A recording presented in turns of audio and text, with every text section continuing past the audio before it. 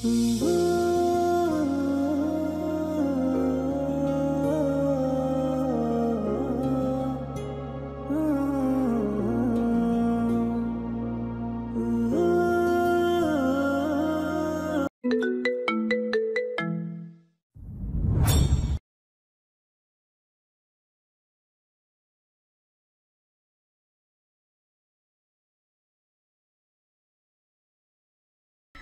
মা প্রতিবেশীর সাথে পালিয়ে যাওয়ার পরও এত দুঃখ পায়নি ষোড়শী যতটা সে সৎ মায়ের মৃত্যুতে পাচ্ছে।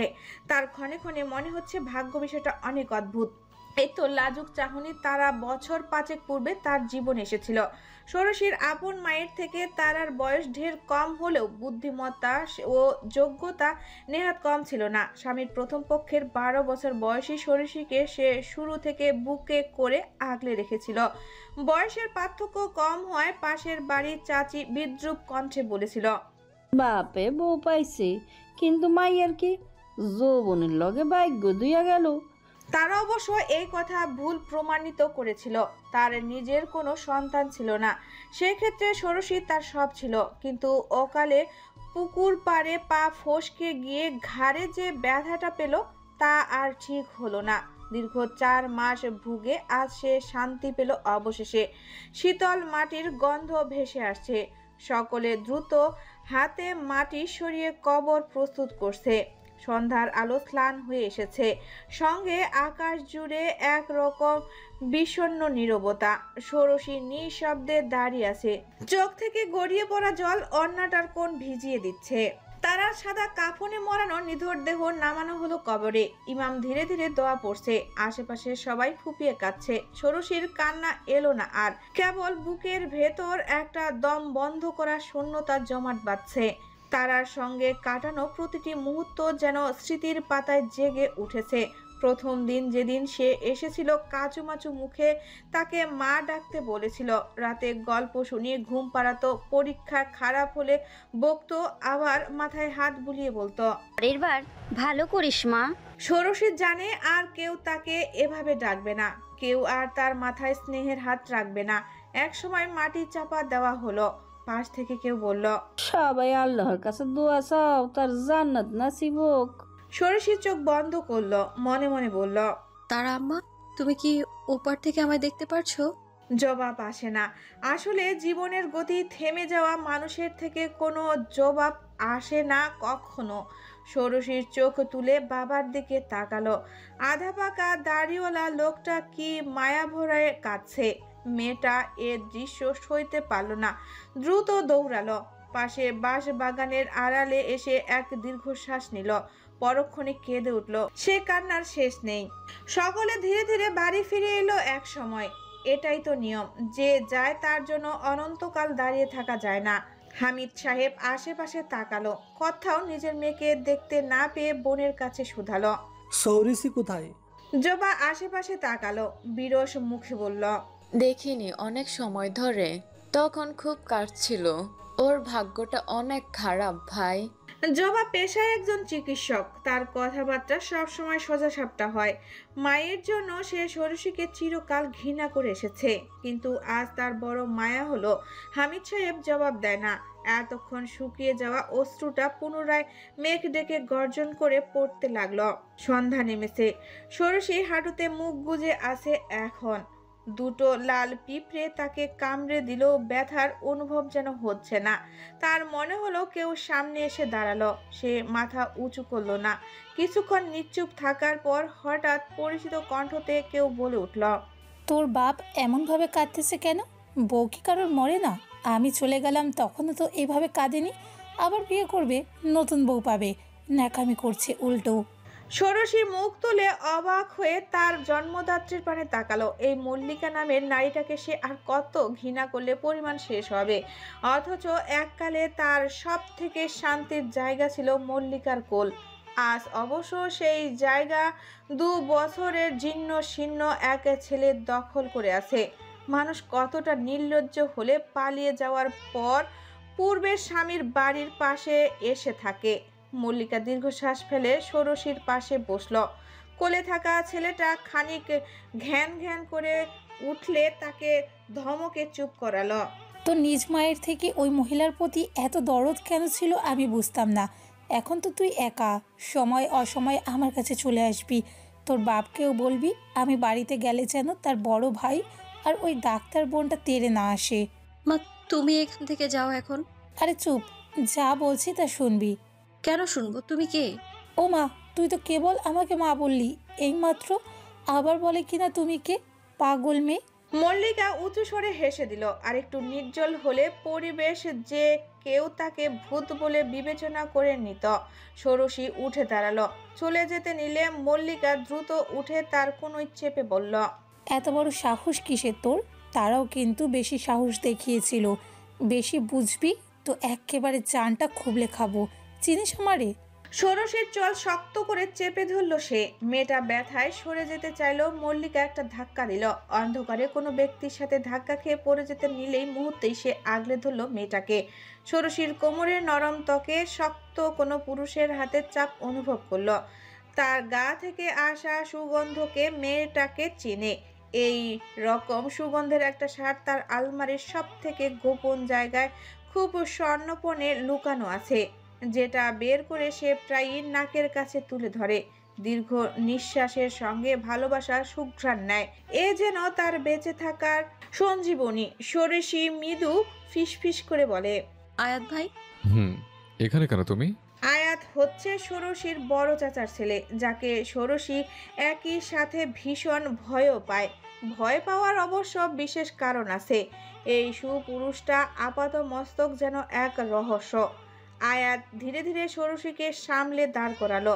মল্লিকা কিছুক্ষণ হাঁ করে তাকিয়ে থাকলেও আয়াতের উপস্থিতিতে আর বাড়াবাড়ি করলো না। ছেলেটাকে কোলে তুলে নিয়ে নাক সিটকে বলল, যা বলা ছিল বলে দিলাম, মাথায় রাখবি সেই সব।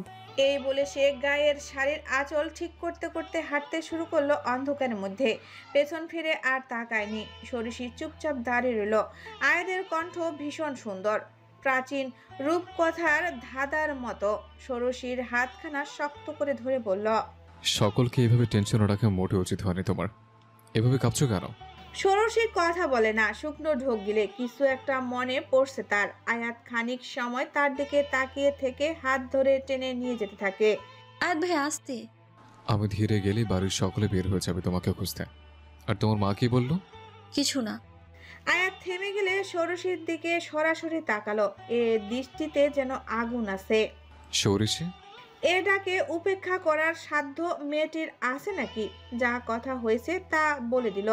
আয়াত বিদ্রুপ করে বলল, তোমার নারীটা ভীষণ মিস্টেরিয়াস, ভীষণ লোভী। চাচাকে রেখে চলে গেল, আবার তার বাড়িতে ঢুকতে চাচ্ছে। ষোড়শী পুরুষটির এই ব্যঙ্গ গায়ে মাখল না। এখনো তার হাতখানা ধরে রয়েছে সে। আয়াত প্রচন্ড রকমের নারী বিদ্রোহী। কারণ অবশ্য ষোড়শী জানে না। হঠাৎ আয়াত বলে ওঠে, তুমি কি তোমার মায়ের মতন ষোড়শী?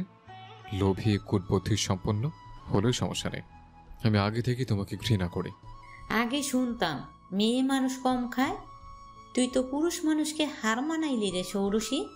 ভাত প্লেটে নিতে গিয়েও থেমে গেল ষোড়শী। কথাটা তার বাবার ফুপু বলেছে। ভদ্র মহিলার নাম জহুরা। খুব অল্প বয়সে বিধবা হওয়ায় কাসেম সুলতানি সর্বদা নিজের ছোট এই বোনটিকে আগলে রেখেছে। ফলস্বরূপ ওনার চলে যাওয়ার পর তার সন্তানেরা জহুরাকে ভীষণ সম্মানের সহিত আগলে রেখেছে। বাড়ির সর্ববৃত্ত মাথা যেন সে। তবে জহুরা গ্রামে থাকে না। কাসেমের বড় পুত্র অর্থাৎ জমিদের সঙ্গে ঢাকায় থাকে। তারার জন্য সকলে একত্রে হয়েছে। ষোড়শীর পিছিয়ে গেল। অল্প সুরে বলল, দাদু আমি সকালে খাইনি। তো এখন কি একটু পরে খেলে হতো না? এখন আয়াত, আকাশ, তীরা সহ সকলে খেতে বাকি আছে। তাছাড়া তোর এত কিসের শোক? সৎ মা ছিল, যা দেখাচ্ছিস সেসব আমার কাছে নাটক মনে হচ্ছে। জহুরা ভীষণ বিরক্ত হয়ে কথাগুলো বলল। বৃদ্ধার সাদা চুলগুলোতে মেহেদির প্রলেপ দেওয়া। ষোড়শী দীর্ঘশ্বাস ছাড়ল। তাদের বংশটা ভীষণ বড়। কাশেমের 4 ছেলে ও 3 মেয়ের সঙ্গে তাদের সন্তানেরা মিলে বিশাল এক পরিবার তৈরি করে। সকলে ঢাকায় চলে গেলেও হামিদ এই গ্রামে পড়ে আছে। অবশ্য এতে তার লাভ আছে, বিশাল বড় গরুর খামার আছে, সঙ্গে কয়েক ধরনের বিদেশি ফল চাষ করে বেশ অর্থ তৈরি করেছে। ষোড়শীকে তার মায়ের কাজের জন্য কেউ বিশেষ একটা দেখতে পারে না, অথচ এককালে সকলে কত আদর করেছে। ঠিক আছে, সকালে খেলে তখন আমি আসছি। পুরো বিষয়টা দূর থেকে হামিদ দেখলো। সে জানে তার একমাত্র মেয়েটা ভীষণ অবহেলিত। দরজার কাছটায় দাঁড়িয়ে বলল, ফুপুমা, আমার খাবার বাইরে দাও, আর সৌরিসীমা আয় তো। বাবার আদরের বাচ্চা হচ্ছে ষোড়শী। মেয়েকে সে এতটা ভালোবাসে যে কখনো কখনো আশেপাশের মানুষটা বিদ্রুপ করে, এতে থরাই পরোয়া করে না হামিদ। জহুরা বাড়ির কাজের লোকের হাতে খাবার উঠানে পাঠিয়ে দিল। ষোড়শীকে পাশে বসিয়ে ভাত মেখে তার মুখে তুলে দিলে হামিদ বলল, কাল তোমার জন্য গরিব ও এলাকার মানুষদের খাওয়ানো হবে, তোকে যে যাই বলুক মন খারাপ করবি না। ষোড়শী ভীষণ কষ্টে খাবার গিলছে, তার কান্না পাচ্ছে, নাক টেনে বলল, আমি তাদের কথায় কিছুই মনে করি না, কিন্তু বাবা বড় চাচা আবারও তোমার বিয়ের কথা বলছিল। এটা কি সম্ভব? আর এখন তুই বড় হয়েছিস, তোকে ঠিকমতো মানুষ করে বিয়ে দিতে হবে, এরপর বাকি জীবনটা আল্লাহর নামে কাটিয়ে দিতে পারবো। ষোড়শী হাত ধুয়ে নিল, প্লেট থেকে এক লোকমা ভাত তুলে বাবাকে খাইয়ে দিতে দিতে বলল, সারা জীবন এভাবে একা থাকা যায় বাবা? আমি তোমাকে বলছি, তারা আমার মতো কাউকে পেলে তুমি না করো না। লোকে খারাপ ভাববে। আহা, একা একা জীবন কাটানো খুব কঠিন বাবা। দিন শেষে মনের সব কথা সন্তানদের বলা যায় না। ষোড়শীর বয়স একেবারে অল্প, কিন্তু মেয়েটার কথাবার্তা ভীষণ সুন্দর। হামিদ বুঝতে পারলো মেয়েটার ভবিষ্যতের জন্য খুব শীঘ্রই ভালো কোনো সিদ্ধান্ত নিতে হবে। আপাতত প্রসঙ্গ বদলানোর জন্য বলল, এসব কথা পরে হবে, আগে খেয়ে নে, তবে একা একা বাইরে যাবি না, কেমন? ষোড়শী মাথা দুলিয়ে পিতার সাথে একগ্রতা প্রকাশ করে বলে, ঠিক আছে বাবা। পুকুরের জল নিস্তব্ধ, যেন শ্যাওলা রঙের কাচের উপর অলিখিত কোনো কবিতা ছড়িয়ে পড়েছে। সেই শান্ত জলরাশি হঠাৎ ভেঙে গেল আয়াদের শরীরের কোমল আন্দোলনে। সূর্যের আলো তার কাঁধের উপর গলে পড়ছে স্বর্ণ রেণুর মতো। পাথরের মতো মসৃণ বুক জলের নিচে লুকিয়ে আবার উকি দিচ্ছে ঢেউয়ের ফাঁক ফোকর দিয়ে। চুলগুলো ভেজা কালো তামার মতো, পেছন দিক করে রাখা। দু চোখে কোনো ব্যাকুলতা নেই, শুধু প্রশান্তি, যেন এই জলই তার একমাত্র শান্তির জায়গা। ধীরে ধীরে পুকুরের প্রান্ত ছুঁয়ে ফিরত আসছে সে। প্রতিটা হাতের টানে জল কাঁপছে নীল রূপা রেশমের মতো। জল থেকে উঠে দাঁড়ালো আয়াত। পাথরের সিঁড়িতে কিছুক্ষণ নীরব দাঁড়িয়ে রইল। শরীর থেকে গড়িয়ে পড়া জল বিন্দুগুলো যেন কোনো প্রাচীর সরোবরের গল্প শোনাচ্ছে। পেছনে শোরগোল শুনতে পেয়ে সেদিকে পানে তাকালো সে। ষোড়শী ও তার ছোট্ট বোন তীরা এদিকে আসছে, তাদের হাতে টাওয়াল ও সাবান। আয়াত কোমরে হাত রেখে বলল, এখানে কি কাজ তোদের? চমকে গেল ষোড়শী। তীরা উচ্ছ্বাসিত হয়ে বলল, বড় ভাইয়া তুমি এখানে? ভালো হলো, আমরাও গোসল করতে এসেছি। আয়াত আশেপাশে তাকালো, অনেকগুলো মানুষ দাঁড়িয়ে আছে। বিরক্ত হয়ে আয়াত বলল, বেলে গেছে তোদের, যাতে ফুর্তি করে এখানে আসতে হবে? যা, বাড়িতে এতগুলো ওয়াশরুম আছে। কিন্তু ভাইয়া। তেরা, ভেতর যা, আমাকে রাখাবি না। তীরা ও ষোড়শী দুজনের সমবয়সী। মনটা খারাপ করে সে চলে গেল। ষোড়শী চলে যেতে নিলে তাকে থামিয়ে দিল আয়াত। শোনো সৌরিষি। জি ভাইয়া। আয়াত এগিয়ে আসে। ষোড়শী খেয়াল করলো আয়াত হাঁটু অব্দি একটা প্যান্ট পরে আছে। প্রচন্ড ফর্সা পাগুলো দেখতে সুন্দর। ষোড়শী ঢোক গিল, তোমাকে না গতকাল রাতে বলা হয়েছে বের হবে না একদম, তবে অবন্য কেন করলে? আয়াত ভাই তীরা বলল দেখে এসেছি আমি। বলুক, বড্ড অবাধ্য তুমি। সরি। আয়াত এগিয়ে এলো, একটু ঝুঁকে বলল, আমার একটা কাজ করতে হবে তোমার। আগামী 20 তারিখ তুমি কলেজ যাওয়ার পথে হাটে মাছের আড়তে গিয়ে মতিন নামের এক লোককে একটা পার্সেল দিয়ে আসবে। আমি পরশু ঢাকা চলে যাচ্ছি, যাওয়ার আগে হাতে দিয়ে যাব। ষোড়শী বিভ্রম হয়ে বলল, কেন? আর কি কাজ? আপনি বাবাকে বলেন। সিক্রেট বিষয়, তাছাড়া তুমি জানো আমার কাজ কি, বেশি বুঝলে। আয়াত সোজা অদূরে কসাইদের জন্য বের করে রাখা জিনিসগুলোর পানে তাকালো। ষোড়শী শুকনো ঢোক গেল। একটা বিবশ স্মৃতি স্মরণে হয়ে গেল তার। ভয়ে আর উত্তেজনায় পড়ে যেতে নিলেই আয়াতের উদাম বাহু আঁকড়ে ধরল। তার নখের ছোঁয়া দাগ বসিয়ে ফেলল পুরুষটির হাতে। আয়াদের অবশ্য কোনো ভাবান্তর হলো না। আমাকে মারবে না প্লিজ আয়াত ভাই। আমার বাবার আমি ছাড়া কেউ নেই। ভয় নেই, আমি সুলতানি বংশের। আপন মানুষের ক্ষতি করব না, তবে আমার কথা শুনতে হবে, ওকে? ষোড়শী ধীর ভঙ্গিতে মাথা নাড়ল। মেয়েটি মৃদুর ঠোঁট জোড়া তীর তীর করে কাঁপছে। আয়াত বাঁকা হেসে বলল, আমাকে ভয় পেয়ে আবার আমাকে আঁকড়ে ধরেছ? কেমন ভীতি হলো তোমার ষোড়শী? মেয়েটি সরাসরি আয়াদের চোখের পানে তাকালো। এ যেন স্বপ্নের দেশে প্রবেশের পথ। মেয়েটির হারিয়ে যাওয়ার আগে মনে পড়ল এ পুরুষ অতীব ভয়ঙ্কর। তার থেকে পালাতে হবে অতি শীঘ্রই। ছোট ভাই চাচ্ছে সৌরসীকে যেন আমাদের সাথে ঢাকায় নিয়ে যাই। আপনি না করে দেবেন? মেয়েটা যুবতী, আমার বাড়িতে দুটো ছেলে আছে। আয়াত বা আকাশের উপর যদিও আমার বিশ্বাস আছে। সাহিল স্ত্রীর কথাতে কোনো উত্তর দিল না। মাহমুদা এতে যথেষ্ট বিরক্ত হলো। বিছানা থেকে বালিশটা রেখে বলল, আপনি আমার কথা শুনেছেন? শুনেছি, কিন্তু হামিদ চাইলে আমার পক্ষে অস্বীকার করা সম্ভব না। তাছাড়া এই বাড়িতে একা সারাদিন মেয়েটাকে রাখা ভীষণ অনিরাপদ। আমরা তো তাকে নিরাপত্তা দিতে বসে রইনি। তাছাড়া হামিদের বিয়ের কথা চলছে। 40 দিন গেলে না হয় তখন তাকে বিয়ে করিয়ে দেবেন। আহা মাহমুদা, তুমি আমি চাইলেই কি বিয়ে হয়? তাছাড়া একজন যোগ্য সঙ্গী না পেলে হামিদও বিয়ে করতে রাজি হবে না। আর এত বড় বড় কথা বলো না। নিজের বোনের মেয়েকে তুমি মাসের পর মাস এনে বাড়িতে রাখো। তো কি, আমার এত বড় বাড়ি, সে আমার বোনের মেয়ে। সৌরসীও আমার ভাইয়ের মেয়ে। তাছাড়া বাড়িটা তোমার নয়, আমার। আমি এই ব্যাপারে কোনো কথা শুনতে চাচ্ছি না। মাহমুদা বুঝতে পারলো আর কোনো ধরনের কথা বাড়ানো সমুচিত হবে না। রাগ করে রুম থেকে বের হয়ে এলো সে।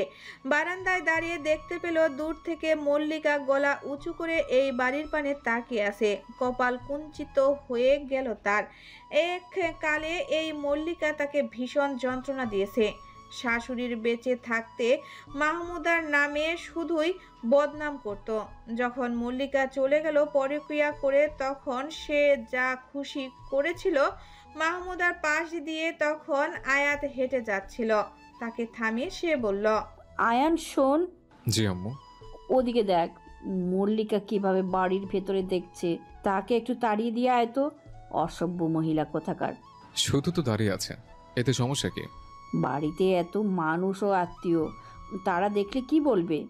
আয়াত ধীর গতিতে মাথা দুলালো। মায়ের কথা শুনে ধীর পায়ে বারান্দা থেকে নেমে নিচে এলো।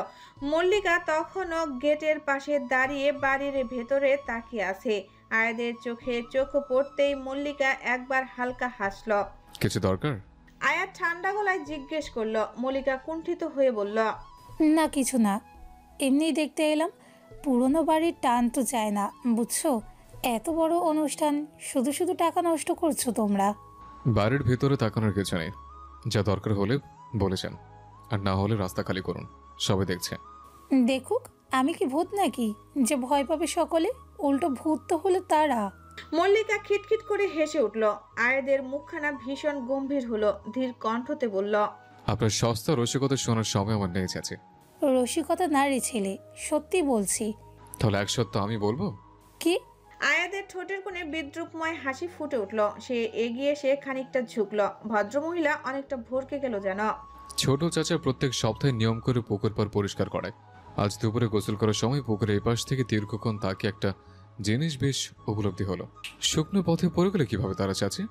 তো এমন সময় যখন সৌরসী বাড়িতে থাকে না, এমনকি চাচাও না, কাছের লোকেরা দুপুরের খাবার খেতে ব্যস্ত ছিল। তো এসব আমাকে বলে কি লাভ? আয়াত সজা হলো। সরাসরি কারো আত্মার ভেতরে তাকানোর ক্ষমতা যেন আছে তার। মল্লিকার মুখ দেখে তাকে ভীত মনে হচ্ছে। আপনার মতলব কি আসলে? ষোড়শীকে চাই আমি, ও আমার মেয়ে। মেয়েকে আপনি ভালোবাসেন, এটা আমি বিশ্বাস করি না। কাহিনী কি আমাকে বলেন। আমি ওর মা আয়াত, ওকে দিয়ে দাও। আমি তোমাদের বাড়ির দিকে কখনো তাকাবো না। সৌরিশীর দিকে তাকানোর সাহস করবেন না, তা নয় আমি এমন অবস্থা করব যে পালানোর পথ পাবেন না। আপনি জানেন না আয়াত সুলতানি কি জিনিস। আমাকে রাখাবেন না, এখান থেকে যান। আয়াত আয়াত শেষের কথাটা অনেক ধমকে সুরে বলেছে। মল্লিকা সেখানে দাঁড়ানোর আর সাহস পেল না, চলে গেল। পুরুষটির মনে নানান চিন্তা রেখে গেল। ষোড়শীকে মল্লিকা চাচ্ছে কেন? নিশ্চয়ই কোনো একটা কারণ আছে এর মধ্যে। সন্ধ্যা নামার সাথে সাথে আকাশটা আচমকা রং বদলাতে শুরু করলো। পশ্চিমের শেষের আলোটুকু যেন কালো মেঘের আস্ত চাদরে ঢেকে গিয়ে নিঃশব্দে নিভে গেল। বাতাসে বৃষ্টির গন্ধ, মাটির গায়ে অদ্ভুত এক শীতল সোদা ঘ্রাণ ছড়িয়ে পড়েছে। বাড়ির বারান্দার সব জানালা বন্ধ করেও কোনো লাভ হচ্ছে না। হাওয়ার দাপটে জানালার কাছ কেঁপে কেঁপে শব্দ তুলছে। ষোড়শী তখন রান্নাঘরের পাশে ছোট্ট টেবিলে বসে মাটির চায়ের কাপ হাতে নিয়ে কিছুক্ষণ আগের পড়া বইটা খুলে রেখেছিল। মন ভালো লাগছিল না দেখে বই নিয়ে বসেছিল। যখনই তার মন খারাপ হয় সে তারার লেখা কবিতাগুলো পড়ে। ভদ্রমহিলা কোনো এক কালে শখ করে একটা কবিতার বই ছাপিয়েছিল। এখানকার সব কিছু যেন ষোড়শীর একদম মুখস্থ। পাতাগুলো উল্টোর দিকে উড়ে যাচ্ছে বাতাসের ঝাপটায়। দূর থেকে মেঘের গর্জন শোনা যাচ্ছে। মনে হচ্ছে কোনো অজানা রাগে আকাশ বিদীর্ণ হবে আজ। দূরের গাছপালাগুলো অন্ধকারে দুলে দুলে মাথা নুয়ে ফেলছে। এমন সময় পেছন থেকে কাপা গলায় ডাক দিল জহুরা। ষোড়শী, শোন তো। ষোড়শী দাঁড়িয়ে বলল, কি হয়েছে দাদি? এই ঝড় বৃষ্টির মধ্যে আমাদের ঘরে একটু লাইটটা দিয়ে আসবি? চার্জার লাইটটা তো এখানেই আছে। ছেলেটা কি এক গুরুত্বপূর্ণ কাজ করছিল, হয়তো অন্ধকারে পড়ে থাকবে। ষোড়শী হালকা ইতস্তত করলো। আয়াদের রুমে যাওয়া মানেই দীর্ঘ করিডোর পেরিয়ে একদম বারান্দার শেষের মাথায় যেতে হবে। তার উপর এমন অন্ধকার, জানালার ফাঁক দিয়ে হাওয়ার ছেলে পর্দা উড়িয়ে নিয়ে যাচ্ছে বারবার। অন্য কাউকে পাঠাও দাদি। আরে ভয় কিসের, দিয়ে আয়। দরজায় দিয়েই ফিরে আসবি। শরীরটা ভালো লাগছে না তো? না হলে আমিই যেতাম, অন্য কাউকেও দেখছি না। মায়া ভরা চোখে বলছে জহুরা। ষোড়শী কিছু না বলে চার্জার লাইট হাতে নিল। বাড়ির এই দিকটা এমনিতেও সব সময় শান্ত থাকে। দোতলার ওই প্রান্তে আয়াদের ঘর বলেই হয়তো আরো বেশি নীরব। ধীর পায়ে হেঁটে চলল সে। করিডোরে পা ফেলা মাত্র মনে হলো পেছনে কেউ যেন ছায়ার মতো হেঁটে চলছে। ঘন বৃষ্টির শব্দে সব চাপা পড়ে গেল। আয়াদের দরজায় এসে থেমে গেল ষোড়শী। দরজাটা একটু খোলা, ভেতর থেকে নরম হলুদ আলো ছড়াচ্ছে। নিঃশব্দ কণ্ঠে ডাক দিল, ভাইয়া। ভেতর থেকে আয়াদের গলা ভেসে এলো, এসো। ষোড়শী দরজার কাছে গিয়ে লাইটটা বাড়িয়ে দিল। দাদি দিতে বলছিলেন। জানালার পাশে দাঁড়িয়ে আছে সে। গাঢ় অন্ধকারের দিকে তাকিয়ে যেন কোনো অদেখা হিসেব মেলাচ্ছে। চোখ তুলে ষোড়শীর দিকে তাকিয়ে হালকা মাথা নেড়ে বলল, ভেতরে এসে রাখো। আয়াদের কণ্ঠ শুনে মনে হলো সে কিছু একটা নিয়ে অনেক বেশি চিন্তিত। ষোড়শী ভেতরে এসে লাইটটা রেখে চলে যেতে নিবে, তখন সে বলল, ধরো বাইরে ঝড় যতই হোক, এবারের ভেতরে যদি ঝড় আসে তখন কি করবে? হতে পারে আমি একটা ঝড় খুব শীঘ্রই আমন্ত্রণ করে আনবো। ষোড়শী বুঝে উঠতে পারল না কথার মানে। মানে? আয়াত হালকা হাসলো, প্রসঙ্গ বদলে বলল, কিছু না, যাও দরজা ভালো করে আটকে দিয়ে যাও। ঝড়ের রাতে জানলা দরজা মন সব বন্ধ রাখতে হয়। কথা শেষ করতে না করতেই বাইরে মেঘ ফেটে পড়ল। বিদ্যুৎ খেলে গেল চোখের সামনে দিয়ে। ষোড়শী একটু কেঁপে উঠল। সে চলে যেতে নিবে, তখন বিদ্যুৎ চমকানোর আলোতে দেখলো টেবিলের উপর গান রাখা। আর্তনাদ করে উঠল সে। আয়াত দীর্ঘশ্বাস ফেলে এগিয়ে সে তা দ্রুত ড্রয়ারে রেখে দিল। এটাকে ভয় পাওয়ার কিছু নেই। আপনি আবারও? ষোড়শী ভয় পেল ভীষণ। অন্ধকারে দৌড়াতে গিয়ে শব্দ করে কিছুর সাথে আঘাত পেয়ে পিছিয়ে গেল। মেয়েটা এত এলোমেলো কেন তা আয়াত বুঝে না। এগিয়ে সে ধরতে গিয়ে বাঁধল বিপত্তি। মেয়েটা আবারও পড়তে গিয়ে আয়াদের গায়ের টি শার্ট ধরল। একটা অদ্ভুত শব্দ করে ছিটতে ছিটতে নিচে বসে পড়ল সে। মেয়েটার হাত আয়াতের কোমরে স্পর্শ করতেই সে খপ করে ধরে বলল, সরেছে, এর নিচে গেলে আমি সত্যি বলছি তোমাকে খুনটা আজই করবো আমি। বেহাল দশার বেহায় আমি। কোথায় গিয়েছিলে? সদর দরজা দিয়ে প্রবেশ করতেই নাফিসা শুধালো ষোড়শীকে। মেয়েটা তার সেজো চাচার মেয়ে। হাতে একটা আধ খাওয়া আপেল। সে মারাত্মক রকমের খেতে পারে, তবে সেগুলো শুধু ফলমূল, এমনিতেও ফাস্টফুড খায় না। ষোড়শী শুধালো, আমাকে কেউ খুঁজছিল নাকি? পুরো বাড়ির মানুষ খুঁজছে, যাও দেখি, আজ অনেক বকা খাবে। শুকনো ঢোক গেল ষোড়শী। ধীর পায়ে বাড়ির ভেতরে এগিয়ে গেল। বাহিরের রুমে সকলে একত্রিত হয়ে বসে আছে, প্রত্যেকের মুখে চিন্তার ভাঁজ। নিজের উপস্থিতি জানান দিতে হালকা করে কাশল সে। হামিদ ব্যস্ত হয়ে বলল, কোথায় গিয়েছিলি তুই? আব্বু একটু ডেকেছিল সোমা। তুমি তো জানো ওর মা কতটা কঠোর, আজ যেন আসতে দেয়, এই জন্যই গিয়েছিলাম। জহুরা মাঝখান থেকে ধমকে বলল, বাড়িতে আজ এত বড় অনুষ্ঠান, এতগুলো মানুষ, আর কাউকে সঙ্গে নেয়ার জন্য খুঁজে পাসনি? তোকে না একা কোথাও যেতে মানা করা হয়েছে? এমনিতে ওই নাগিন পুরো দিন বাড়ির আশেপাশে ঘুরে বেড়ায়। সরি দাদু, আর হবে না। হয়েছে, এখন সকলে যার যার কাজে যাও। বাড়ি ভর্তি মানুষ, সকলে কি ভাববে? হামিদ কথাগুলো বলে বাহিরে চলে যেতে নিলে তাকে থামিয়ে দিল আয়াত। সরাসরি ষোড়শীর পানে তাকিয়ে বলল, চাচা, ওর শাস্তি পাওয়া প্রয়োজন। মানে এগুলো পরে দেখা যাবে, আজ এতগুলো মানুষ বাড়িতে আছে। তবুও শিক্ষা পাওয়া প্রয়োজন। আপনি না পারলে আমি শাস্তি দিতে পারি। ষোড়শী প্রতিবাদ করে উঠল। সে শুধু তার বান্ধবীর কাছে গিয়েছিল যেন আজকের অনুষ্ঠানে আসে। যদিও হামিদ মোটেও তার মেয়েকে শাস্তি পেতে দিবে না, কিন্তু আয়াদের কথায় জহুরা যেন অনেক খুশি হলো। দ্রুত নিজের লাঠি আয়াদের পানে এগিয়ে দিয়ে বলল, নে, এটা দিয়ে দে আয়াত, শাস্তি পাওয়া আসলেও দরকার। হামিদ বাধা প্রদান করে বলল, কিন্তু ফুপু। ষোড়শীর চোখ বিস্ফোরিত হয়ে গেল। আয়াত সত্যি ওকে শাস্তি দিবে। ঠোঁট শুকিয়ে এলো ওর। দাদুর হাত থেকে লাঠি নিয়ে আয়াত ধীর পায়ে ওর দিকে এগিয়ে এলো। হামিদের পানে তাকে চোখের পলক ফেলে তাকে শান্ত থাকতে বলল। আয়াতকে সকলে অনেক বিশ্বাস করে, তাই হামিদ চুপচাপ হতে দেখলো বিষয়টা। হাত বাড়াও। আমি কি এত বড় অপরাধ করেছি ভাইয়া? তুমি জানো একা যাওয়ার কোথাও অনুমতি নেই, তাও গেছো, শাস্তি পেতে হবে। আয়াদের কণ্ঠে আপোষহীন কঠোরতা। বাড়ির বাকি সবাই নীরবে দেখছে। ষোড়শী ধীরে ধীরে হাত বাড়ালো। হৃদয়টা ধকধক করছে। আয়াতের লাঠি উঁচিয়ে ধরলো, কিন্তু আঘাত করলো না, শুধু ওর আঙ্গুলের ডগায় হালকা ছোঁয়ালো। আজকের জন্য এটুকু থাক, কিন্তু আবার যদি একা কোথাও যাও তাহলে আমি ছাড়বো না। এবার শাস্তি হবে পায়ে, ঠিক আছে তো দাদি? জহুরা মুখ বিকৃতি করে বলল, এটা কেমন শাস্তি হলো? ঢং। আয়াত হালকা হাসলো। লাঠিটা এক পাশে রেখে বাহিরে চলে গেল। অন্যদিকে ষোড়শীর কিশোরীর হৃদয়ে একরাশ প্রজাপতি উড়ে গেল।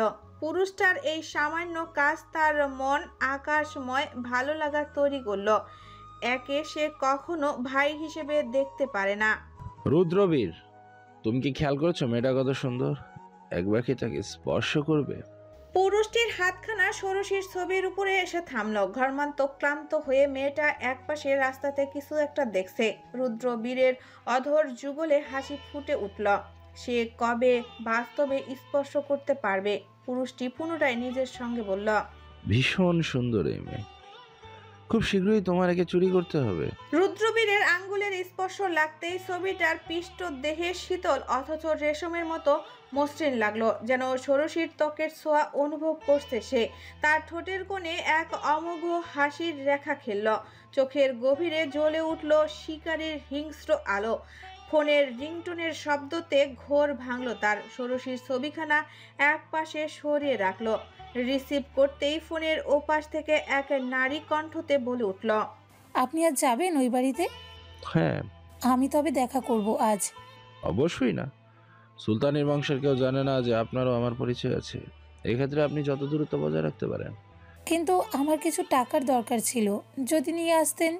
রুদ্রবীর বিরক্ত হলো, একটু রাগান্বিত সুরে বলল, কাজ তেমন করতে পারছেন না আপনি, অথচ ইতিমধ্যে বড় ধরনের একটা অ্যামাউন্ট আমার কাছ থেকে নিয়েছেন। আমি কেন আপনাকে টাকা দেব? ওপাশ থেকে অনুনয় সুরে বলল, কাজ বলতে তেমন কিছুই নয়, শুধু ষোড়শীর বিশ্বাস অর্জন করতে হবে। তাছাড়া ওই যে সাহেলের বড় ছেলে আয়াত, সে কিছু একটা টের পেয়েছে তারাকে নিয়ে। সম্ভব নয়, তবে যত দ্রুত সম্ভব ষোড়শীকে নিজের কাছে নিয়ে আসুন, তখনই টাকা পাবেন। কিন্তু রুদ্রবীর ফোন রেখে দিয়ে আয়নার সামনে দাঁড়ালো। 40-এর কোঠায় পা দেওয়া এই পুরুষটির চেহারার চাকচিক্য দেখে বয়স অনুমান করা সম্ভব নয়।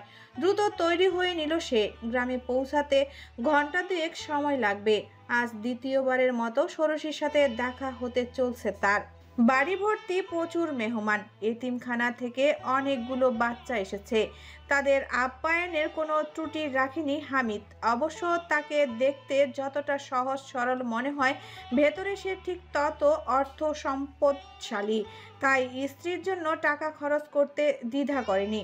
এতগুলো মানুষের থেকে আড়ালে সে ফোনটা রিসিভ করলো। আয়াত বিরক্ত হয়ে বলল, তোকে কতবার বললাম আজকে আমি ব্যস্ত থাকবো, ঢাকা পৌঁছে যোগাযোগ করি। শোনো আয়াত, একটা সমস্যা হয়েছে। ফোনের ওপাশ থেকে মুনিম গোমরা মুখে বলল, তুই পার্সেলটা সৌরিশিকে দিয়ে আসিস না, ওর জন্য নিরাপদ নয় পৌঁছে দেয়া। সেটা আমি বুঝবো। তোর কি একটুও মায়া নেই মেয়েটার উপর? তোর ছোট চাচার মেয়ে। আয়াত গম্ভীর সুরে বলল, নেই, শুধু চাচার জন্য এখনো কিছু করিনি। তার নয়, ওই মেয়েটাকে আমি শুধু ঘৃণা করি, আর কিছু না। তুমি দিলে বলে কেন সৌরিশি? পরনের কাপড় যে ঠিক নেই সেটা আমাকে এত দূর এসে কেন বলে দিতে হলো? ইডিয়েট মেয়ে। কিন্তু আয়াত ভাই। শাট আপ ফাজিল। আয়াদের মুখবির প্রচন্ড রকমের লাল হয়ে আছে। একে তো ফর্সা মানুষ, দ্বিতীয়ত রোতে অনেকক্ষণ ধরে দাঁড়িয়েছিল। বিকেলের দিকে বাড়িতে যেন আরো বেশি ভিড় জমে গেছে। দূর থেকে সে দেখলো ষোড়শীর পরনে থাকা কামিজটা ছিঁড়ে হালকা সরে আছে। বিকেলের পর্যন্ত রোদের ছোঁয়া এসে স্বল্প উন্মুক্ত হয়ে থাকা পেটে স্পর্শ করে তার উজ্জ্বলতা যেন বৃদ্ধি করে দিয়েছে। ব্যাস, আয়াদের রাগের জন্য যথেষ্ট কারণ ছিল। এমনিতে বড় হওয়ায় ছোট ছোট কথায় নিজের থেকে অল্প বয়সীদের সে মারে। ষোড়শীও সেই তালিকার বাহিরে নয়। মানুষকে যদি পেট দেখানোর বহু শখ থাকে বলে দিও, চাচাকে বলে বিয়ে দিয়ে দেবো। ষোড়শীর কামিজের পাশটা আয়াত ছোট্ট একটা স্কার্ফ দ্বারা বেঁধে দিল। ভাগ্যে সে তীরার কাছে ছিল এটা। এই পুরুষটা ষোড়শীকে অপমান করার একটা সুযোগ যদি ছাড়তো, তাহলে সুনিশ্চিতভাবে সেই দিন পৃথিবীর দ্বিতীয় বিশ্বযুদ্ধ শুরু হতো। সরি আয়াত ভাইয়া। অ্যাকচুয়ালি তোমার নাম সৌরিশি নয়, সরিষি রাখা উচিত ছিল। এই, তুমি কি ভাতের সাথে সরি মেখে খাও? আপনি আমার নাম কেন বিকৃত করছেন? আজব, কিভাবে এটা ছিঁড়েছে আমি জানবো কি করে? আয়াত ঠোঁট বাঁকিয়ে তাকালো। চোখে মুখে বিরক্ত ফুটে উঠেছে। তোমার জানার দরকার নেই, দরকার ছিল নিজের কাপড় ঠিক রাখা। ষোড়শী ফুঁসে উঠল। আয়াদের এই শাসন করার অভ্যাসটা অসহ্য লাগে ওর মাঝে মধ্যে, যেন ও ছোট বাচ্চা। আপনার এত মাথা ব্যথা কেন আমার পোশাক নিয়ে? আমি কি ইচ্ছে করে ছিঁড়েছি? তাহলে কি বাতাস শেষে ছিঁড়ে নিয়ে গেছে? আয়াত ঠান্ডা গলায় বলল। ষোড়শী দাঁতের দাঁত পিষে রাগ সামলালো। আশেপাশে দিয়ে যতগুলো আত্মীয় যাচ্ছে তারা একবার করে দুজনের পানে তাকাচ্ছে। আপনি সবসময় এভাবে ঝাড়েন কেন? একবারও ভাবলেন না আমারও খারাপ লাগতে পারে? সকালেও এমন করলেন আপনি আমার সাথে। খারাপ লাগলে লাগবে, এটা তো তোমার শেখার বয়স, আর আমি তোমার বড়। কি শেখার বয়স? আপনি কি আমার বাবা? তোমার বাবা না হলেও বাবার ভাইয়ের ছেলে, এবং তোমার থেকে বড়। ষোড়শী এবার মুখ ফিরিয়ে নিল। ও জানে তর্ক করে কোনো লাভ নেই। আয়াত যখন রেগে থাকে তখন এভাবে কথা বলে, কিন্তু তাও তার গলার ধমক ওর ভেতরটা ছিন্নভিন্ন করে দিচ্ছে। আপনার এই ধমকি ধামকি ছাড়ুন তো, ঠিক আছি আমি। ঠিক থাকলে আমি এত দূর থেকে ছুটে আসতাম না। যাই হোক, আমি একটু পর বের হবো, আমার রুমের পার্সেলটা নিতে চলে আসবে। ষোড়শী মনমরা হয়ে মাথা দুলালো। আয়াত চলে গেলে স্কার্ফটা ধরে নিজের রুমে চলে এলো। আলমারি থেকে সুতি একটা পোশাক বের করে দ্রুত পরে নিল। দরজায় করাঘাতের শব্দ হলো। ওপাশ থেকে কাজের মহিলাটা জানালো তার বাবা তাকে ডাকছে। মাথায় ভালো মতো কাপড় মুড়িয়ে সে চলল বাহিরে। সব বড়রা একত্রে বসে আছে। ষোড়শী খেয়াল করলো একজনকে, রুদ্রবীর। এই ভদ্রলোকটাকে তার মোটেও পছন্দ না, কেমন করে যেন তাকিয়ে থাকে। বাবা ডাকছিলে? হ্যাঁ, এই যে রুদ্রবীর, তুমি ওর কথা বলেছিলে, দেখো এসেছি। সৌরিশি, এনাকে মনে আছে তোমার? ষোড়শী ঈষৎ হেসে বলল, ভালো আছেন আঙ্কেল? রুদ্রবীরের চোখের রং পরিবর্তন হলো আঙ্কেল সম্বোধনে, কিন্তু তার থেকে 23 বছরের ছোট একটা মেয়ে নিশ্চয়ই এটা বলেই ডাকবে। কিন্তু পুরুষটি এই ডাক সহ্য করতে পারল না। মৃদু হেসে বলল, কেমন আছো বাচ্চা? জি ভালো। এসে পাশে বসো। ষোড়শী অনিচ্ছা সত্ত্বেও রুদ্রবীরের পাশে এসে বসল। তৎক্ষণাৎ তার কাঁধে হাত রাখলো। নিজেকে যথাসম্ভব সংযত রাখার চেষ্টায় সে। তোমার পড়াশোনা কেমন চলছে বলো ষোড়শী? মিস তারার কথা শুনে ভীষণ খারাপ লাগলো। কষ্ট পেও না, যখন খারাপ লাগবে আমাকে কল করো, তোমাকে ঘুরতে নিয়ে যাব। কি মিস্টার হামিদ, আপনি কি যেতে দিবেন ষোড়শীকে আমার সাথে? অবশ্যই, তোমাকে আমি ভীষণ বিশ্বাস করি। কাছের মানুষ বলে কথা। দেখলে ষোড়শী, এখন তোমার বাবাও রাজি আছে, যাবে তো? চেষ্টা করব। ষোড়শীর কণ্ঠ যেন নিজের অজান্তেই কেঁপে উঠল। রুদ্রবীরের হাতের স্পর্শ ওর শরীরের লোম খাড়া করে তুলেছে।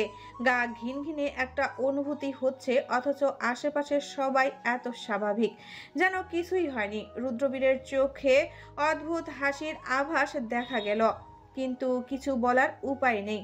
আশেপাশের সবাই ওর বাবার চেনা মানুষ ও কাছের আত্মীয় স্বজন। এখানে কোনো অভিযোগ তোলার মানেই হবে নিজেকেই অস্বস্তিকর অবস্থায় ফেলা। রুদ্রবীর ধীরে ধীরে বলল, চেষ্টা করো, যাওয়ার প্রস্তুতি নাও, আমি কিন্তু সিরিয়াস বাচ্চা। ষোড়শীর ঠোঁট কামড়ে ফেলল। এক মুহূর্তের জন্য চোখ তুলে তাকালো বাবার দিকে। তিনি নিঃসংশয় নিশ্চিন্ত। মেয়েকে নিয়ে কোনো ভয় হতে পারে এই চিন্তা একেবারের জন্য মনে আসেনি। হালকা হাসার চেষ্টা করে ষোড়শী বলল, দেখা যাক। ভালো, তাহলে কথা রইলো। তোমার চুলগুলো খুব সুন্দর। ষোড়শীর মেরুদণ্ড দিয়ে শীতল স্রোত বয়ে গেল। আতঙ্ক ওর নিঃশ্বাস চেপে ধরেছে, তবুও মাথা নিচু করে রইল। এহেন সময় আহাত এলোমেলো পায়ে ঘরে ঢুকলো। এক নজরে পুরো দৃশ্যটা দেখে নিল সে। তারপর ভারী গলায় বলল, ষোড়শী, তুমি এসো তো একবার, জরুরি কথা আছে। রুদ্রবীর ভ্রু কুঁচকে তাকালো। কি কথা, এখানেই বলো না। পার্সোনাল ম্যাটার, এখানে বলা যাবে না। ষোড়শী উঠে দাঁড়ালো। রুদ্রবীর ওর হাতটা ধরে ফেলল। আরে এত তাড়াহুড়ো কিসের? আয়াদের চোখ বিবর্ণ হয়ে উঠল।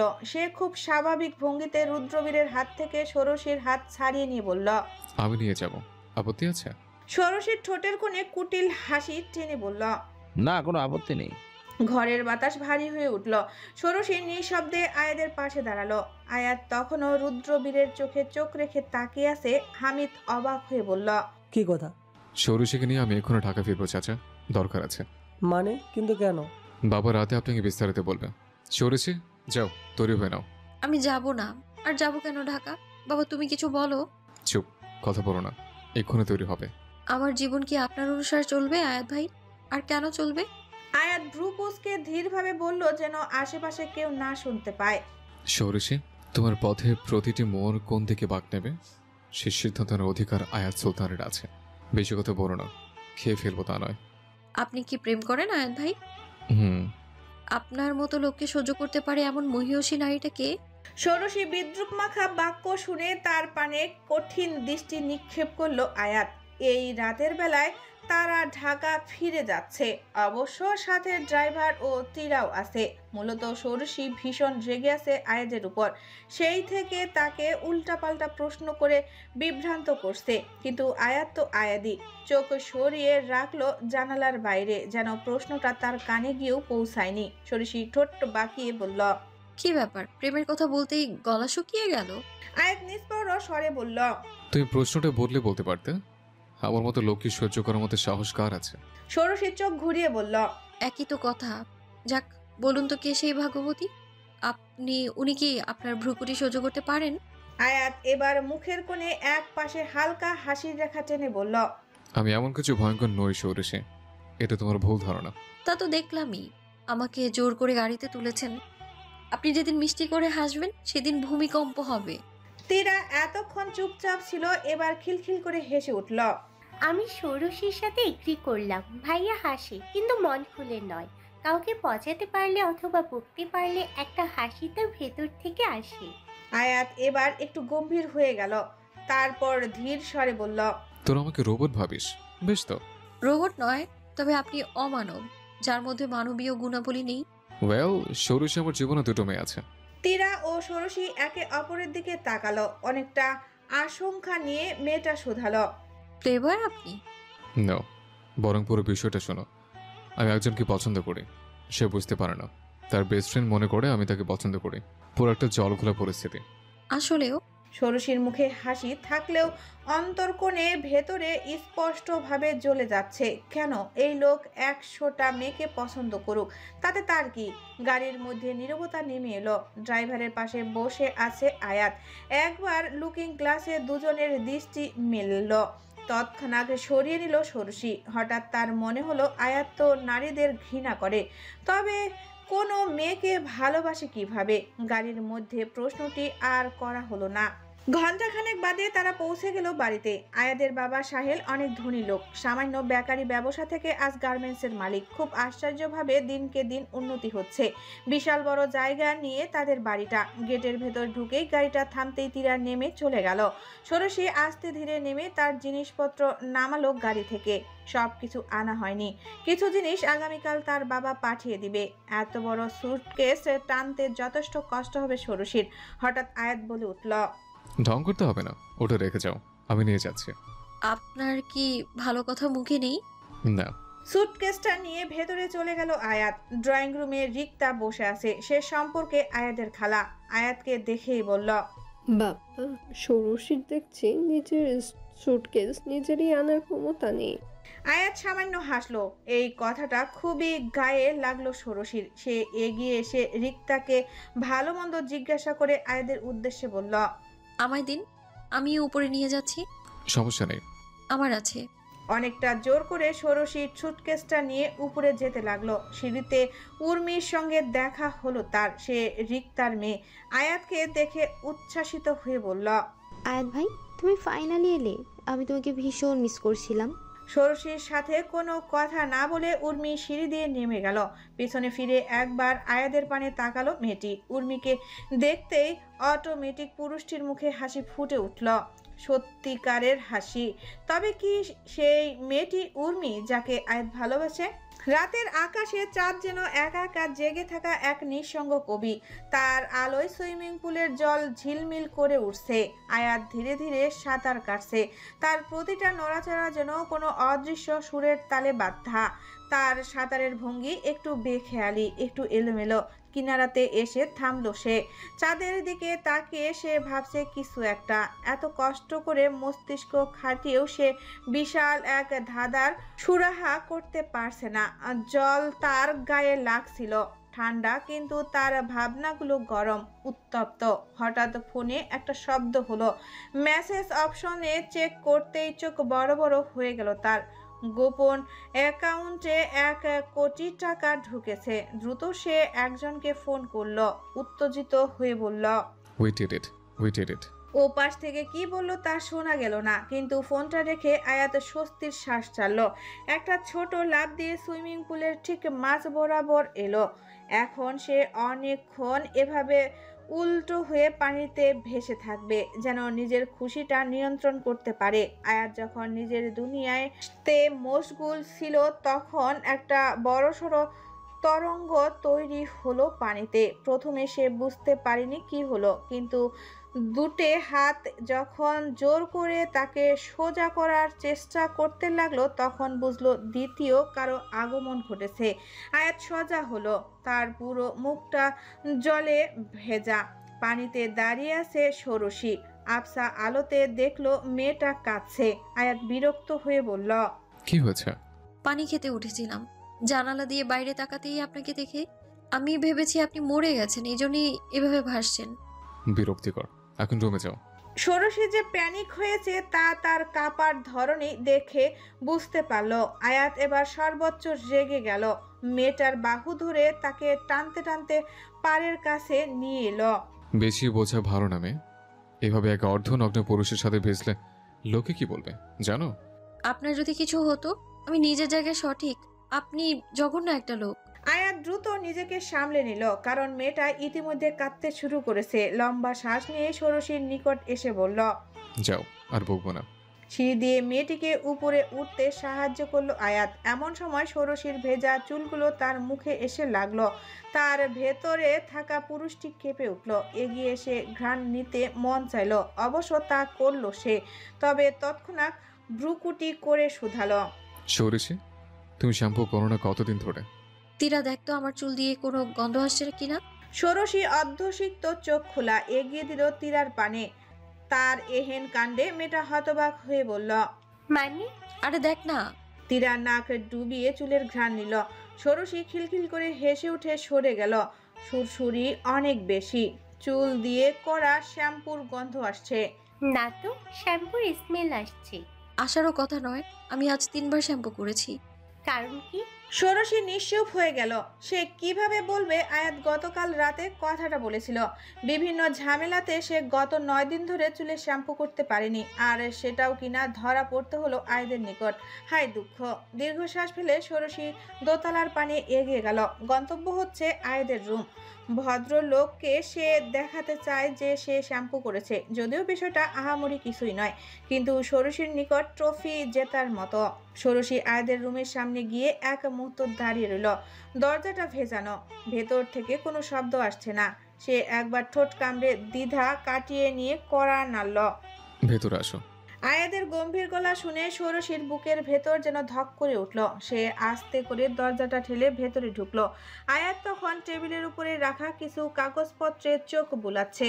পড়াশোনা শেষ বিধায় সাহেলের সাথে এখন ব্যবসা দেখাশোনা করে। ষোড়শীকে দেখে সে একবার তাকিয়ে আবার কাজে মন দিল, যেন তার উপস্থিতির কোনো গুরুত্ব বহন করে না। কিন্তু ষোড়শীর জন্য ব্যাপারটা এত হালকা নয়। সে ইচ্ছে করেই আয়াদের সামনে গিয়ে দাঁড়ালো, চুলগুলো এক পাশে সরিয়ে তার দিকে ফিরিয়ে দিল।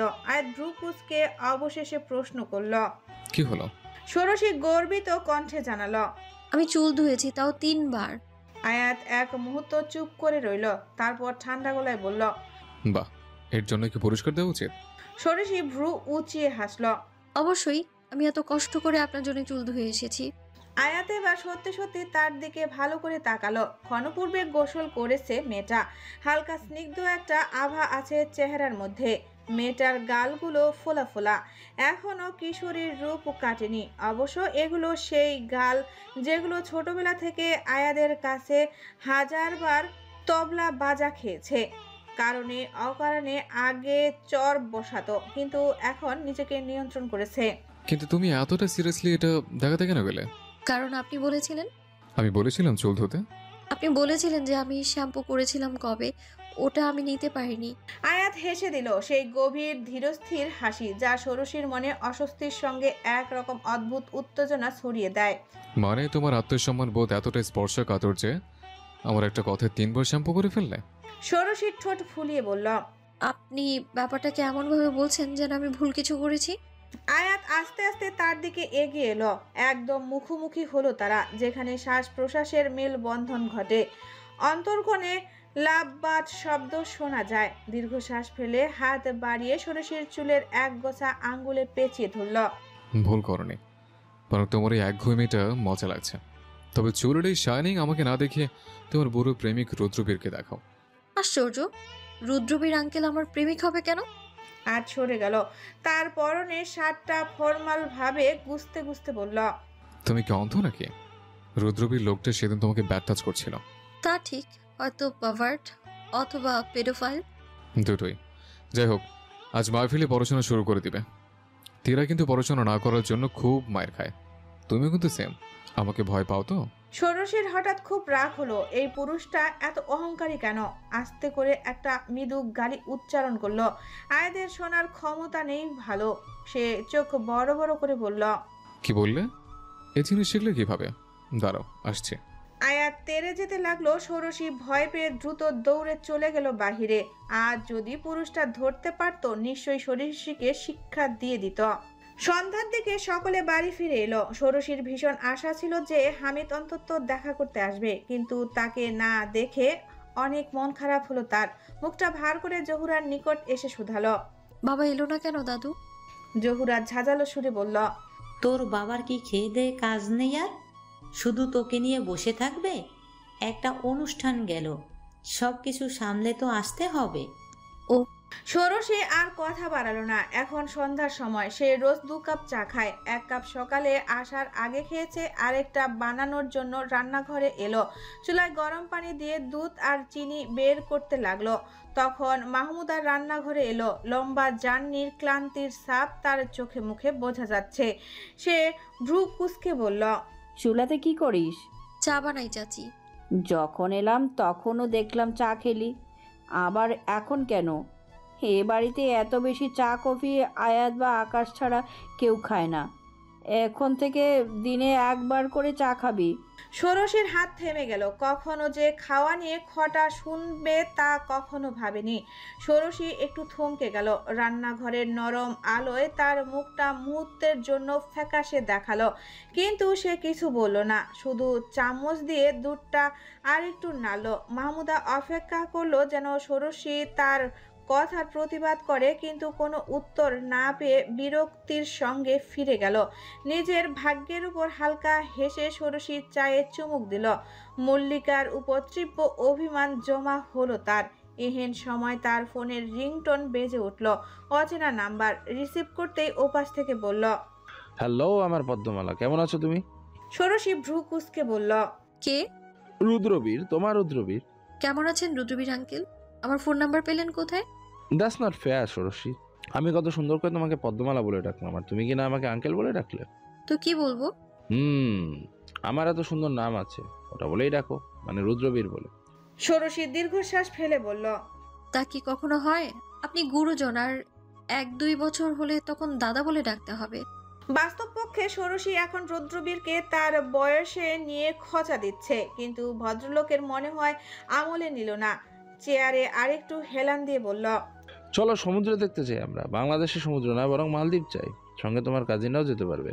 ষোড়শীর এই আলাপ ভীষণ বিরক্ত লাগছে। শুধু বাবার জন্য সে চুপচাপ গিলছে, বরং এত বেশি বিদঘুটে এই সংলাপগুলো যে হাতে থাকা মিষ্টি দুধ চা তেতো লাগছে। সে তা ফেলে দিল জানালা দিয়ে। আমি যেতে চাই না। তাছাড়া আয়াত ভাই বলে দিয়েছেন পড়াশোনা ঠিকঠাক না করলে আমায় শাস্তি দিবেন। তাদের কথা তুমি এত শোনো কেন? তারা আমার আপনজন, অবশ্যই শুনবো তাদের কথা। রুদ্রবীর ঋণাক্ত ভঙ্গিতে বলল, ভুল বললে। এই পৃথিবীতে মা আর বাবা ছাড়া কেউ আপন নয়। একটা কঠিন সত্য বলি, এই যে তোমার সৎমা তারা, সে কেন তোমাকে এত ভালোবাসে জানো? কেন? তার নিজস্ব কোনো সন্তান ছিল না তাই। অন্যদিকে তোমার বাবার সম্পত্তি আছে দেখে তোমার ব্যবসায়ী চাচা এত কদর করেন। এগুলো সমাজের বাস্তব চিত্র, তোমায় বুঝতে হবে। তারাকে নিয়ে এমন একটা কথা বলার জন্য অনেক রাগ হলো ষোড়শীর। সে অনেকটা কটু সুরে বলল, আমার আম্মাকে নিশ্চয়ই আপনি আমার থেকে ভালো চিনতেন না আঙ্কেল। এই দেখো রেগে গেলে।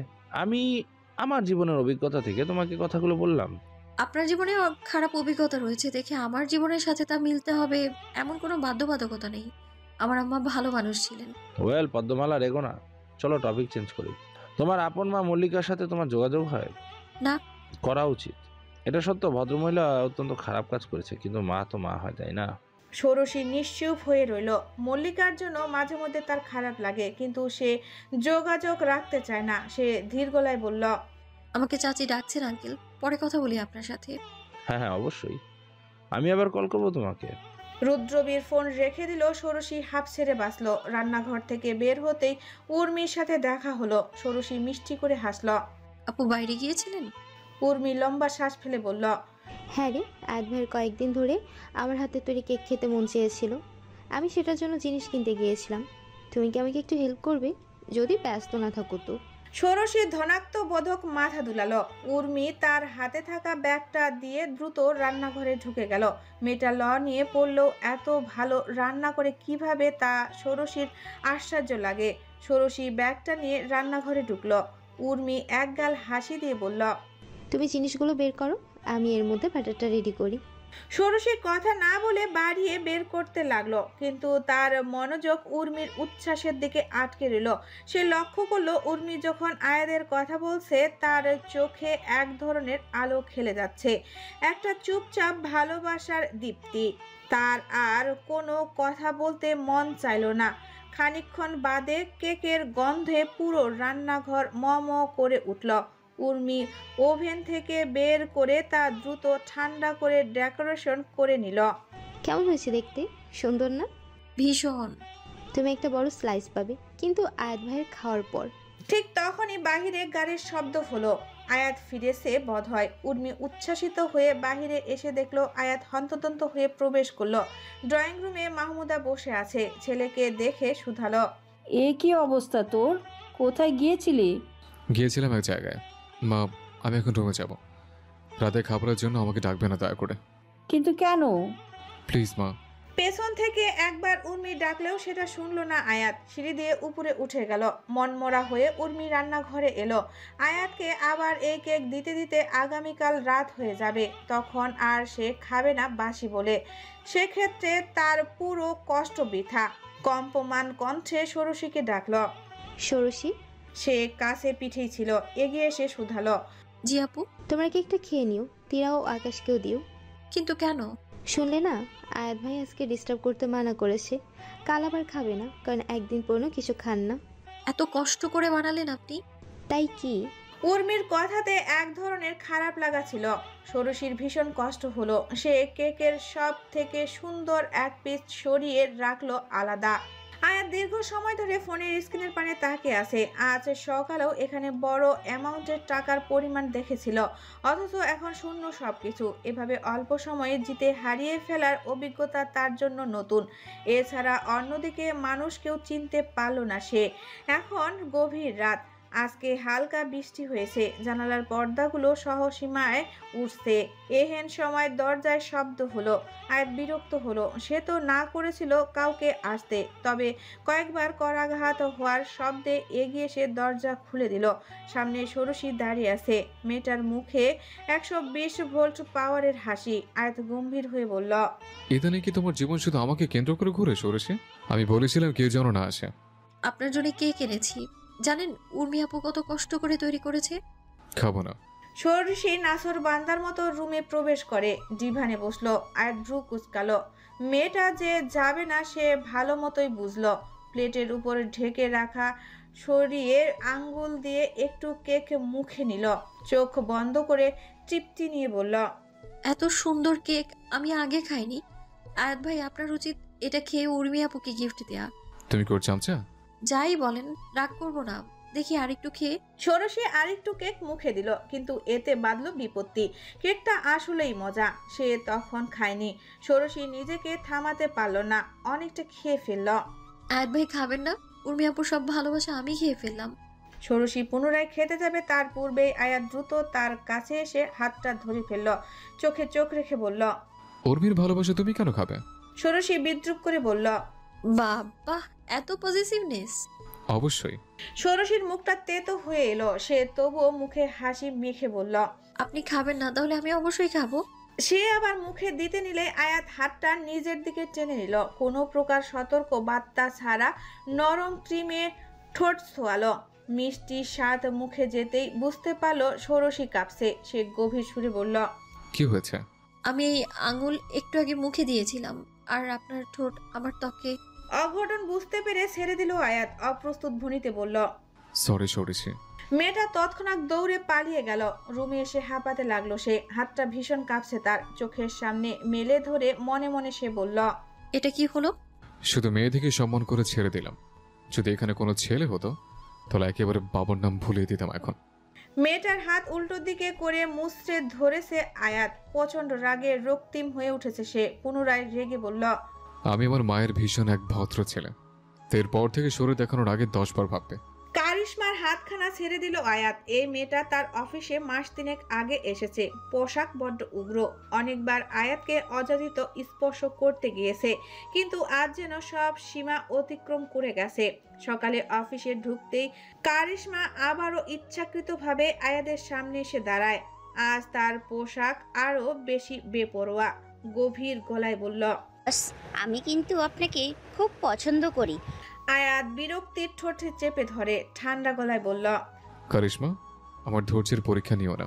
কারিশমা হাসলো উপভোগ করেই বলল, আপনি কি সত্যি এত ভদ্র, নাকি মেয়েদের সামনে শুধু মুখোশ পরেই থাকেন? এবার আয়াতের ধৈর্য একেবারে শেষ। শক্ত হাতে তার কবজি চেপে ধরে আয়াত ফিসফিস করে বলল, ভদ্রতা তখনই রাখি যখন কেউ তার যোগ্য হয়। তুমি সীমা পার করেছো কারিশমা, এবার ফলও ভোগ করবে। এখানে কাজ করতে এসছো, খেলতে না। তোমার যদি অফিসের নিয়ম বোঝার সময় না থাকে তাহলে বেরিয়ে যাও। সাবধান বাণী দিল। রাগে মনে হচ্ছে মেয়েটাকে সে কয়েকটা চড় দিলে শান্তি পেত। আয়াত পকেট থেকে রুমাল বের করে হাত ঘষতে ঘষতে বলল, এখানে তোমার আর জায়গা নেই। এই মুহূর্তে রেজিগনেশন জমা দাও, তাহলে আমি বাধ্য হব কঠোর সিদ্ধান্ত নিতে। লিভ। মেয়েটা চলে গেল। লম্বা শ্বাস ফেলে নিজেকে ধাতস্থ করার চেষ্টা করলো সে। তৎক্ষণাৎ ফোনে কল এলো। ষোড়শীর নাম্বারটা ভেসে উঠল। রিসিভ করে অনেকটা কটু স্বরে বলল, কি হচ্ছে তোমার? এমন ধমকে সুরে বলায় চমকে গেল ষোড়শী। খানিকটা মিনমিন করে বলল, আপনি কোথায়? আমার শ্বশুর বাড়ি। আপনি বিয়ে করলেন কবে? আজকে, এই তো সকাল 10:30 আপনি কি মজা করছেন আমার সাথে? একদম না। তুমি কি আমার বেআইন? আমার বন্ধু না তো। ঢং করো না। কেন কল করেছে সেটা বলো। একটা দরকার ছিল আমার। আপনি কি একটু নিউ মার্কেট আসতে পারবেন? না। সংক্ষিপ্ত জবাব দিয়ে আয়াত ফোন রেখে দিল। ষোড়শীর ভীষণ খারাপ লাগলো। বাড়িতে কেউ নেই দেখে তাকে বলেছিল, অথচ ছেলেটা এভাবে অপমান করলো। চোখের কান্নি সে ভরে এলো তার। একটু আগে সে দেখেছে উর্মির সাথে কলে কত হেসে হেসে কথা বলছিল, অথচ ষোড়শীর সত্যি দরকার ছিল। তারার দেওয়া একটা সোনার চেন ভেঙে গিয়েছিল। সেটা গতকাল মাহমুদা দোকানে দিয়ে এসেছিল ঠিক করতে। এদিকে একা যেতে পারবে না ষোড়শী। সে ভীষণ ভীতু। আবার কিনা সোনা নিয়ে চলাফেরা করবে। তার মুখ দেখে চোরেরা বলতে পারবে যে সাথে স্বর্ণ আছে। নিচ থেকে তখন জহুরা তার নাম ধরে ডাকলো। সিক্ত চোখ দুটো মুছে সে নিচে নেমে গেল। এই বাড়িতে থাকতে হলে কাজ করে খেতে হবে। তোর বাবার বাড়ি না যে বসে থাকবি সারাদিন। নে এখন মটরশুঁটি বেছে দে তো। জহুরার তিক্ত কথাটা খুব গায়ে লাগলো ষোড়শীর। সে তো ভাতের অভাবে এই বাড়িতে এসে পড়ে রয়নি। তাছাড়া এটা তার চাচার বাড়ি। তার কেন কাজ করে খেতে হবে? খাওয়া কি এত বড় নাকি? কিন্তু সে স্বভাবসুলভ নিশ্চুপ থাকার সিদ্ধান্ত নিল। জহুরার দেখানো মটরশুঁটির থালাটা হাতে নিয়ে এক পাশে বসলো। জহুরা আয়েশ করে পান চিবোচ্ছে। পাশে রিক্তা বসে কারো সাথে ফোনে কথা বলছিল। হেসে রেখে দিল। জহুরার উদ্দেশ্যে বলল,